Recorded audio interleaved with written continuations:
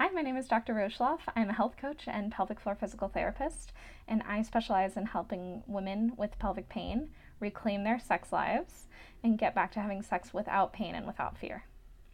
So, if you are having pain, you are not alone. Over 75% of women experience pain during sex at some point in their life, and 20 to 30% of women continue to have pain on a regular basis. So, although people are not talking about this, you're not the only one experiencing it. So many of the women who find their way to me feel like they are alone, they feel like they're broken, and they feel like there's no help. That is absolutely not true. We can treat this, and there is hope. So today I'm going to focus on talking about what might be happening to cause that pain, and I'm going to shine a spotlight on hormones and pelvic pain. So when we're talking about pain during sex, there's multiple different ways that this can present.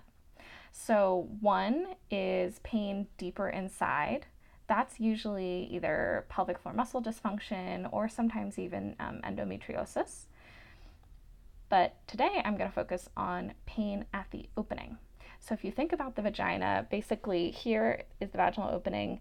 The pain would be right here at the bottom.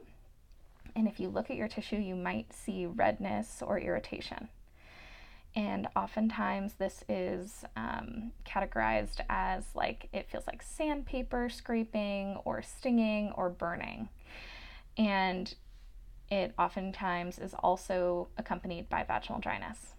So usually when I have a client who tells me that they have burning or stinging at the opening of the vagina, especially with initial penetration, and they have vaginal dryness, I'm definitely having them work with either a naturopath or a gynecologist to figure out what their hormones look like.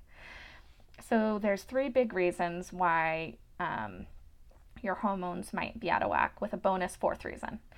So life cycle has a big impact on hormones. So if you are postpartum and breastfeeding, and if you are in perimenopause or postmenopause, you will have lower estrogen levels. And so what happens is when you have lower estrogen levels, instead of having nice thick tissue with multiple different layers of like skin cells supporting you and really good blood flow, the tissue gets a little bit thinner and you don't have as much blood flow to the tissue. So it gets irritated more easily and it's a little bit drier. That's also why you're having that discomfort, because of the thin tissue and the dryness. So another reason why you might have low estrogen or low testosterone supporting those tissues is actually oral birth control pills. So in our country, almost everyone is offered oral birth control pills at some point or another, and it's actually kind of crazy. Like, I feel like we all think of it as like this totally harmless like vitamin that you just pop in every single day. But a lot of the time I see women who have pelvic pain that starts with an oral contraceptive.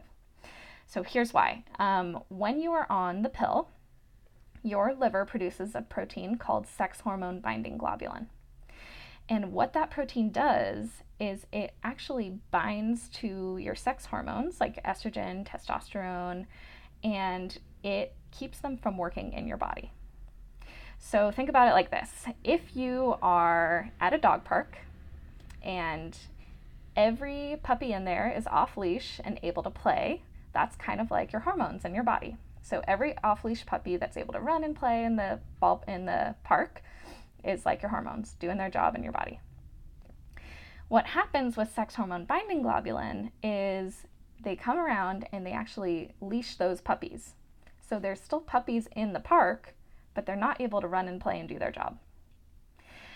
So although your body is still producing estrogen and testosterone, less of it is getting to your tissue. And so it makes your tissue think that you're in a low estrogen and low testosterone state. And that causes stinging and burning, vaginal dryness, and redness. So a 4th bonus reason why you might have lower hormonal support for your tissues is stress.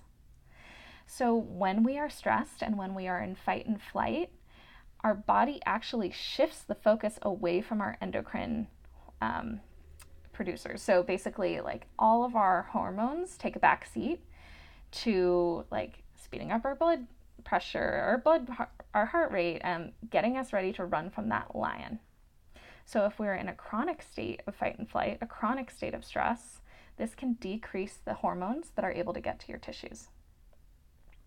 So what can you do if you think that you might have hormonally mediated vestibulodynia, which means that you think that hormones might be causing pain at the opening of your vagina and impeding your ability to have sex?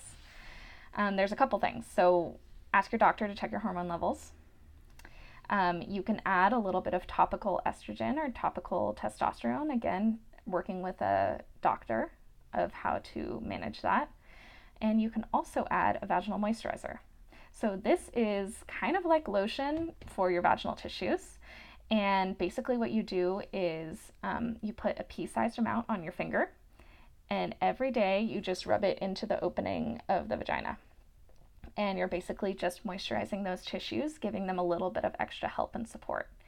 And I like the brand Good Clean Love for vaginal moisturizers, or I even just recommend coconut oil or pomegranate oil. So try it out, let me know how it works, and I hope this was helpful.